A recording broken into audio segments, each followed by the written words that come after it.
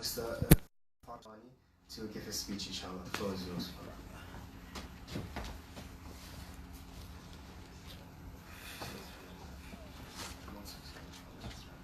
That's fine. Inshallah, something here.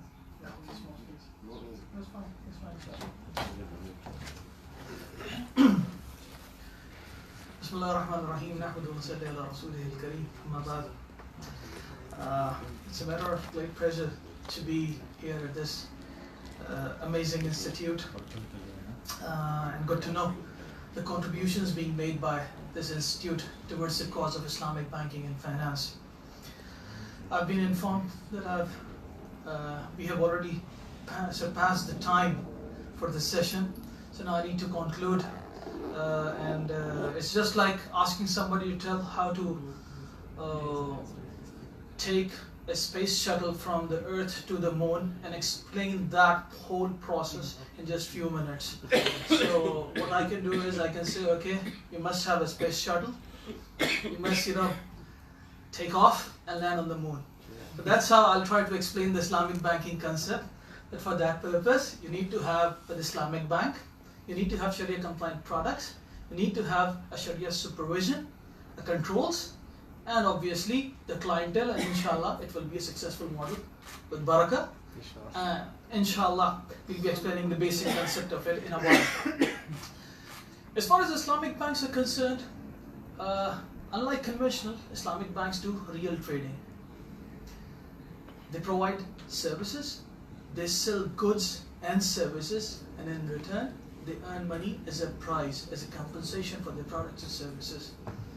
With conventional banks, they lend money and they borrow money, both based on interest.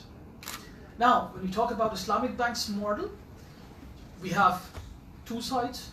One is the depositors side, that is the liability side, whereby Islamic banks accept those deposits either on the basis of equity partnership, that is musharaka or mudaraba, or as agency relation, which is called wakala. Now, once this money is deposited, this money needs to be invested so that through these Sharia compliant investments, whatever is being earned, it needs to be shared between the bank and the depositors. And for that purpose, we have mainly three types of trading products. First one, the trading products, whereby Islamic financial institutions, they sell or purchase goods on profit, and whatever the profit they earn, they share it between themselves and the depositors. The second option is from those depositors' money, they purchase asset and give it on rent. The rental income that they earn is being shared with the bank and the depositors. This is the second option that they have. The third option is to be a partner in any business avenue, which can be for a period or for a transaction. It's called equity participation. And for that purpose, the profits earned through those equity participation is being shared with the depositors and the bank. We have various modes of finance. For instance, for trading purpose, we have murabaha, we have salam, we have istisna. For rental mode, we have ijara, which means to give something on rent. For equity participation, we have musharaka or mudaraba. There are also few hybrid modes whereby those products are structured by using multiple modes of financing.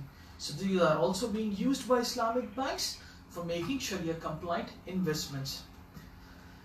Another important area is the treasury management and making investments in Islamic capital markets, which is more relevant to the Borsa Istanbul, whereby you have two platforms. One is the equity and the other one is the commodity. While managing treasury for any Islamic financial institutions, as is the case with any conventional one, it faces two challenges. Either you are short of liquidity or you have excess liquidity. In case you are short, you need to have funds accepted and be supplied by any other institution. Sometimes it's the regulator, who is the lender of last resort, But on the other hand, there are market players who provide funds or make investments while you are short. On the other hand, while making investments, you must have multiple options available. In Islamic banks, we have a security which is called sukuk, which is securitization or making or issuing securities of any Sharia compliant arrangement. The sukuk, the excess liquidity can be placed in investment in sukuk. This is one of the avenues for Islamic treasury management. The other option is making investments in Sharia compliant mutual funds.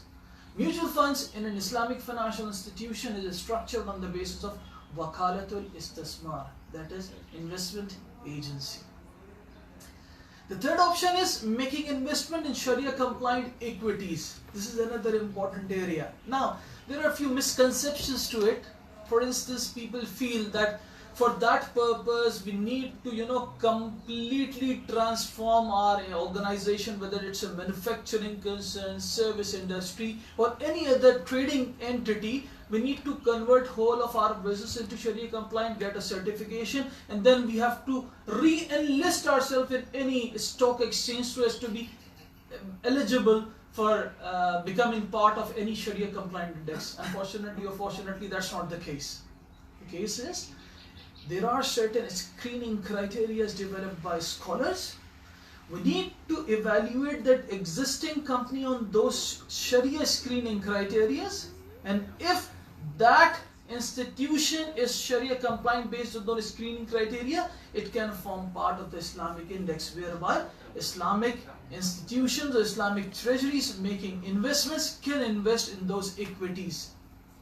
So this is another area. Another important area is while using the platform of commodity exchange, as Islamic banks do not deal in just money, they make tradings, they earn profit out of trading.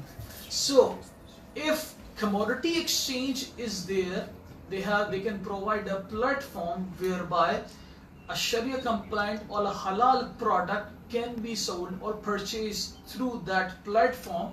Islamic financial institution can use that platform to either accept funds in case of shortfall, or they can place their liquidity, excess liquidity, through that fund, through that platform for making investments in a Sharia compliant manner, and the other institution can utilize that fund for fulfilling their shortage of liquidity. So this is the area. Inshallah, tomorrow we'll be presenting a detailed presentation on Islamic capital markets. What are the options available in Islamic capital markets, and the products available, and inshallah we'll be having a detailed discussion. Just one point besides having a discussion on those products, in fact a summary on those products, I would like to make that this academia and industry coordination is a great example for the whole world. MashaAllah, yesterday we had a great meeting and session at Bursa. Today we are sitting with academicians, with the students, with the researchers, and tomorrow as well, inshallah.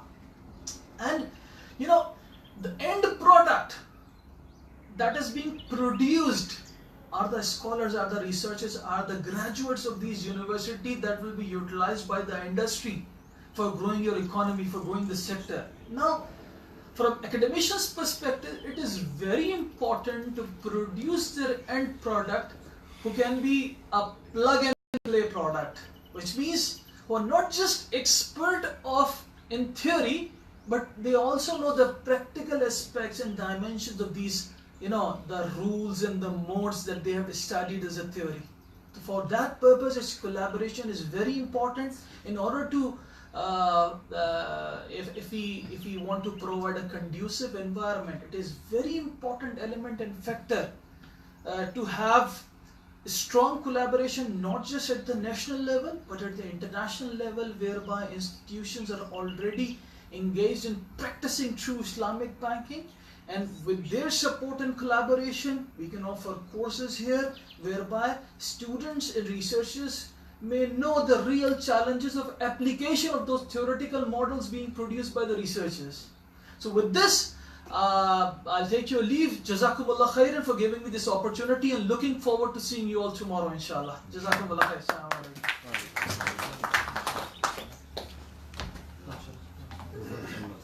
Thank you, Mr. Osmânî. Now we've come to the end of the day, but before closing today, we will have a few minutes for a Q&A session. So if there are any questions that anyone would